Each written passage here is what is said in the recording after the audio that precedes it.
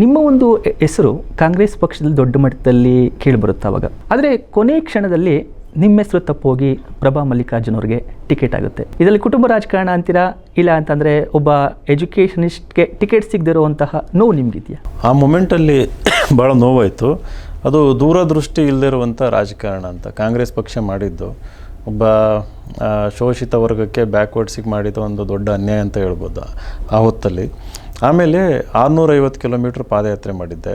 ಆಮೇಲೆ ಹಳ್ಳಿಗೆ ಹೋಗಿ ಪ್ರತಿ ಬೂತ್ ಮಟ್ಟದಲ್ಲೂ ಸಂಘಟನೆ ಮಾಡಿ ಕಾಂಗ್ರೆಸ್ ಪಕ್ಷ ಏನು ಬಲವರ್ಧನೆ ಮಾಡಬೇಕಿತ್ತು ಅದನ್ನೆಲ್ಲ ಮಾಡಿದೆ. ಅದರ್ವೈಸ್ ಇವರೆಲ್ಲ ಓಡಾಡೋಂಥರಲ್ಲ, ಅಲ್ಲಿ ಯಾರು ಶಾಮನೂರು ಕುಟುಂಬದಲ್ಲಿದ್ದರು ಅವ್ರು ಯಾವತ್ತೂ ಹಳ್ಳಿಗಳು ಫಂಕ್ಷನ್ಗಳು ಅಂತಂದು ತಲೆಗೆ ಹಚ್ಕೊಂಡಿರಲಿಲ್ಲ, ಎಲ್ಲಿ ಹೋಗ್ತಿರ್ಲಿಲ್ಲ ಅವರೆಲ್ಲ.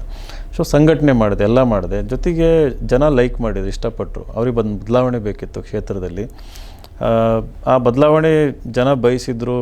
ನಂದು ಸರ್ವೇನಲ್ಲಿ ಹೆಸರು ಕೂಡ ಮೇಲೋಯ್ತು. ಭಾಳ ಪ್ರಾಮಾಣಿಕವಾಗಿ ಹಾರ್ಡ್ ವರ್ಕ್ ರೂಟಲ್ಲಿ ನನ್ನ ಹೆಸರು ಹೋಯ್ತು ಡೆಲ್ಲಿಗೆ AICCನಲ್ಲಿ. ಇವ್ರದ್ದು ನೇರವಾಗಿ ಬಂದಿದ್ದು. ಇವ್ರು ಯಾವ ಫಂಕ್ಷನಿಗೆ ಹೋಗ್ಬೇಕಾಗಿರಲಿಲ್ಲ, ಬ್ಯಾನರ್ ಕಟ್ಟಬೇಕಾಗಿರಲಿಲ್ಲ, ಕೆಲಸ ಮಾಡಬೇಕಾಗಿರಲಿಲ್ಲ. ಸೊ ಆವಾಗ ನನಗೆ ಭ್ರಮ ನಿರಸನ ಅಂತಾರಲ್ಲ, ಒಂದು ಮೊಮೆಂಟ್ ಆಯಿತು ನನಗೆ. ಇದು ಹೆಂಗೆ ಇದು ಸಿಸ್ಟಮ್ ಇದು?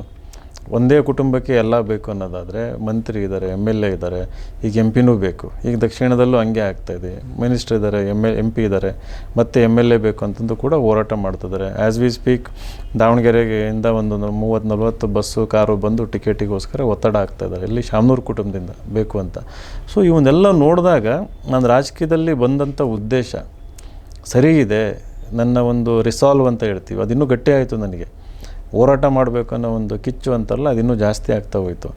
ಸೊ ಆ ಒಂದು ಮೊಮೆಂಟಲ್ಲಿ ಏನಾದರೂ ಟಿಕೆಟ್ ಕೊಟ್ಟು ನನಗೆ MP ಎಲೆಕ್ಷನ್ ಕಾಂಗ್ರೆಸ್ಸಿಂದ ಕೊಟ್ಟಿದ್ದರೆ ಒಂದು ದೊಡ್ಡ ಮಾರ್ಜಿನಿಂದ 100% ಗೆಲ್ತಾ ಇದ್ದೆ.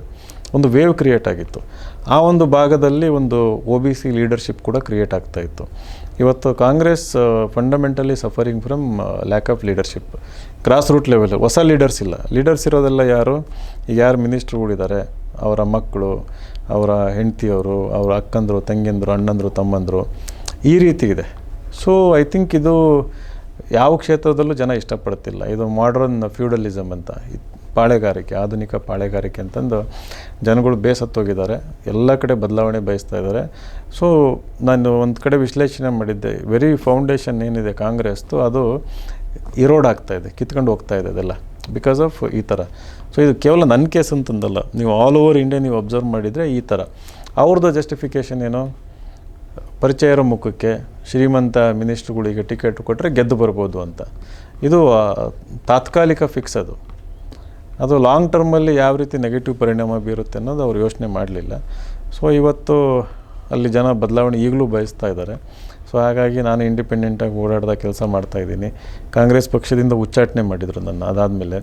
ಯಾಕಂತಂದರೆ ನಾನು ಭಾಳ ಸತ್ಯ ಥರನೇ ಹೇಳ್ಕೊತ ಬಂದೆ ಅಲ್ಲೆಲ್ಲ. ಈ ಅಹಿಂದ ವರ್ಗಕ್ಕೆ ಅನ್ಯಾಯ ಆದಾಗ ಇರ್ಬೋದು, ಅಥವಾ ಬಡವರಿಗೆ ಅನ್ಯಾಯ ಆದಾಗಿರ್ಬೋದು, ಅದ್ರ ಬಗ್ಗೆ ಓಪನ್ನಾಗಿ ಮಾತಾಡ್ತಿದ್ದಾಗ ಏನಾಯಿತು, ಅವ್ರಿಗೆ ಇಷ್ಟ ಆಗಲಿಲ್ಲ, ಕಾಂಗ್ರೆಸ್ ಪಕ್ಷದಿಂದ ಹೊರ ಹಾಕಿದರು.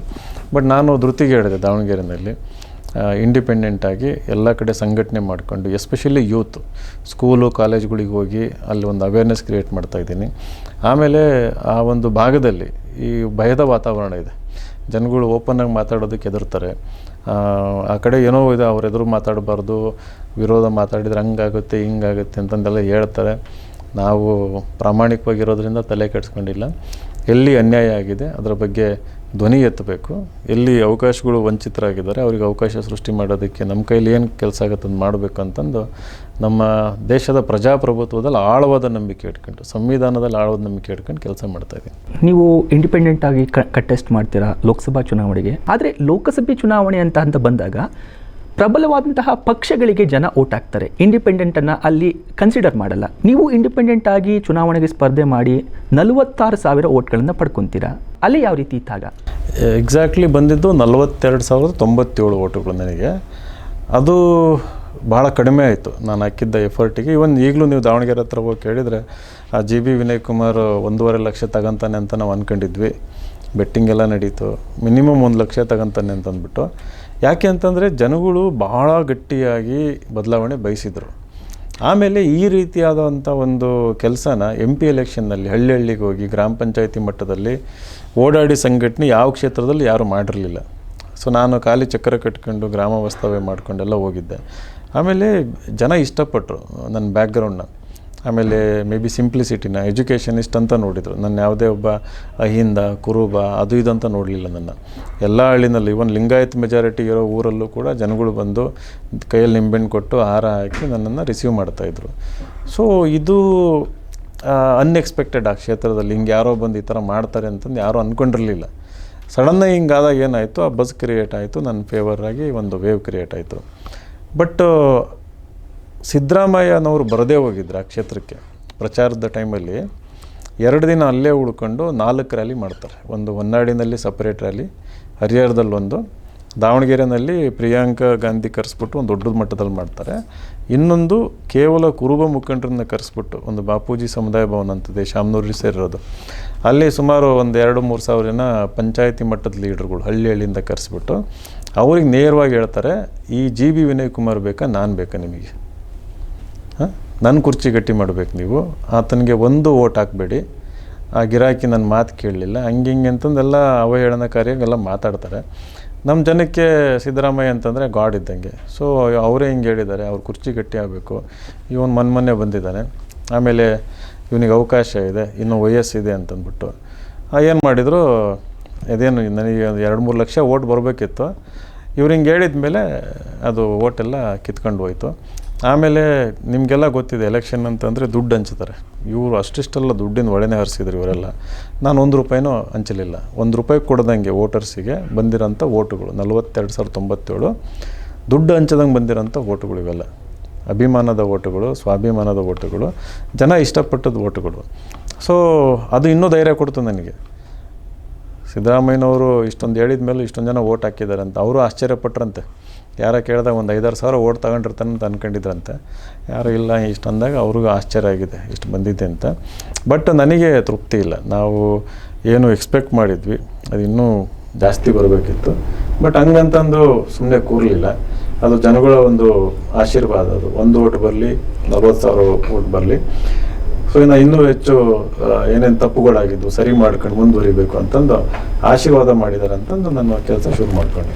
ಕ್ಷೇತ್ರದಲ್ಲಿ ಏನು MP ಎಲೆಕ್ಷನ್ ಆಯ್ತಲ್ಲ, ಆಗಿ ವಿತಿನ್ 10 ಡೇಸ್ ಒಂದು ಜನರಿಗೆ ಧನ್ಯವಾದ ಅಂತಂದು ಒಂದು ಸಭೆ ಮಾಡಿದೆ ನಾನು. ಅಲ್ಲಿ ಸುಮಾರು 2-3 ಸಾವಿರ ಜನ ಸ್ವಯಂ ಪ್ರೇರಿತ ಬಂದರು. ಅಲ್ಲಿ ಒಂದು ಭಾಷಣದಲ್ಲಿ ಹೇಳಿದೆ, ನಂದು ಮುಂದಿನ ನಡೆ ಏನು ಅಂತಂದು ಹೇಳಿದೆ.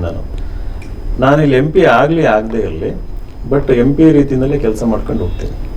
ನಿಮ್ಮ ಅಪೇಕ್ಷೆ ಅದಾಗಿತ್ತು. ನೀವು 3,000 ಜನ ಬಂದಿದ್ದೀರಿ, ನಿಮ್ಮ 43,000 ಜನ ಓಟ್ ಹಾಕಿದ್ದೀರಿ. ಸೊ MP ರೀತಿ ಕೆಲಸ ಮಾಡ್ಕೊಂಡು ಹೋಗ್ತೀನಿ. ನಾನು ಈಗ ಯಾರು MP ಆಗಿದ್ದಾರೆ ಅವ್ರ ಹತ್ರ ಕೆಲಸ ಮಾಡಿಸ್ತೀನಿ. ಈ ಕ್ಷೇತ್ರದಲ್ಲಿ ನಾನು ವ್ಯಾಪಕವಾಗಿ ಓಡಾಡಿದರೆ ಮಾತ್ರ ಅವ್ರು ಓಡಾಡೋದು, ಕೆಲಸ ಮಾಡೋದು. ನಾನು ಅವರ ಒಂದು ತಪ್ಪುಗಳನ್ನ ಎತ್ತಿ ಹಿಡಿದ್ರೆ ಮಾತ್ರ ಅವರು ಕೆಲಸ ಮಾಡೋವಂಥದ್ದು. ನಾನು ಮನೇಲಿ ಕೂತ್ಕೊಂಡ್ರೆ ಅವ್ರು ಓಡಾಡಲ್ಲ, ಕೆಲಸ ಮಾಡಲ್ಲ. ಸೊ ಅದು ಸತ್ಯ ಮಾಡಬೇಕಿತ್ತು. ಹಂಗಾಗಿ ಮತ್ತೆ ಅಲ್ಲಿ ಯಾವ ಫಂಕ್ಷನ್ಗೆ ಕರೆದ್ರೂ ಹೋಗ್ತಾ ಇದ್ದೀನಿ. ನಾವೇನು ಮಾಡ್ತಿದ್ದೀವಿ ಅದನ್ನು ಮಾಡ್ತಿದ್ದಾರೆ. ಇವತ್ತು ನಾನು ಯಾವ್ದಾರು ಒಂದು ಹಳ್ಳಿ ಸ್ಕೂಲಿಗೆ ಹೋದರೆ 1 ವಾರ ಬಿಟ್ಟು ಅದೇ ಸ್ಕೂಲಿಗೆ ಹೋಗ್ತಾರೆ. ನಾವು IAS ಕೋಚಿಂಗ್ ಶುರು ಮಾಡಿದೆ ದಾವಣಗೆರೆಯಲ್ಲಿ. ಅವರು ಕೂಡ IAS ಕೋಚಿಂಗ್ ಶುರು ಮಾಡಿದರು. ಅವ್ರಿಗೆ ಐಡಿಯಾನೇ ಇಲ್ಲ ಇದು IAS ಕೋಚಿಂಗ್ ಮಾಡಬೇಕಂತ. 40 ವರ್ಷ ಶಿಕ್ಷಣದಲ್ಲಿ ದೊಡ್ಡ ಉದ್ದಿಮೆ ಮಾಡಿದ್ದಾರೆ. ಮೆಡಿಕಲ್ ಕಾಲೇಜ್ಗಳು, ಇಂಜಿನಿಯರಿಂಗ್ ಕಾಲೇಜ್ ಏನೇನೋ ಮಾಡಿರೋರಿಗೆ IAS ಕೋಚಿಂಗ್ ಮುಂಚೆ ಹೊಳಿಬೇಕಿತ್ತು. ನಾನು ಮಾಡಿದ ಮೇಲೆ ಮಾಡಿದರು. IAS ಕೋಚಿಂಗ್ ಎಲ್ಲ ಮಾಡಿದರು. ಆಮೇಲೆ ಕೌಶಲ್ಯ ಅಭಿವೃದ್ಧಿ ಅಂತಂದೆಲ್ಲ ತೊಗೊಂಬಂದರು. ನಾವೆಲ್ಲ ಯೂತ್ಗಳನ್ನ ಯಾವಾಗ ಟಚ್ ಮಾಡೋದಕ್ಕೆ ಶುರು ಮಾಡಿದ್ವಿ. ಸೊ ಒಂದು ಹೆಮ್ಮೆ ಇದೆ. ಏನು ಹೇಳಿದ್ದೆ, ಒಂದು ವಾದ ಕೊಟ್ಟಿದ್ದೆ, ಅವ್ರಿಗೆ ಪ್ರಾಮಿಸ್ ಮಾಡಿದ್ದೆ. ಸೊ ಕೆಲಸ ಮಾಡ್ಕೊಂಡು ಹೋಗ್ತಾರೆ. ಈಗ ಜನ ಹೇಳ್ತಿರೋದು ಅದು, ವಿನಯ್ ಕುಮಾರ್ ಓಡಲಿಲ್ಲ ಅಂದರೆ ಇವ್ರ ಮನೆಯಿಂದ ಆಚೆ ಬರ್ತಿರ್ಲಿಲ್ಲ, ಕೆಲಸ ಮಾಡ್ತಿರ್ಲಿಲ್ಲ ಅಂತ. ವಿನಯ್ ಕುಮಾರ್ ಓಡಾಡ್ತಾ ಇರೋದಕ್ಕೆ ಇವತ್ತು ಕೆಲಸಗಳು ಆಗ್ತಾ ಇದ್ದಾವೆ ಅಂತಂದು ಹೇಳ್ತಾ ಇದ್ದಾರೆ. ಬಟ್ ಅದು ನಾವು ಬರೀ ಆಪೋಸಿಷನಲ್ಲಿ ಇದ್ದರೆ ಸಾಲದು, ನಾವು ಕೂಡ ರಾಜಕೀಯ ಅಧಿಕಾರ ಹಿಡಿಬೇಕಾಗುತ್ತೆ. ಸೊ ಹಾಗಾಗಿ ಆ ಒಂದು ನಿಟ್ಟಿನಲ್ಲೂ ಕೂಡ ಈಗ ಕೆಲಸಗಳು ನಡೀತಾ ಇದ್ದಾವೆ ಕ್ಷೇತ್ರದಲ್ಲಿ.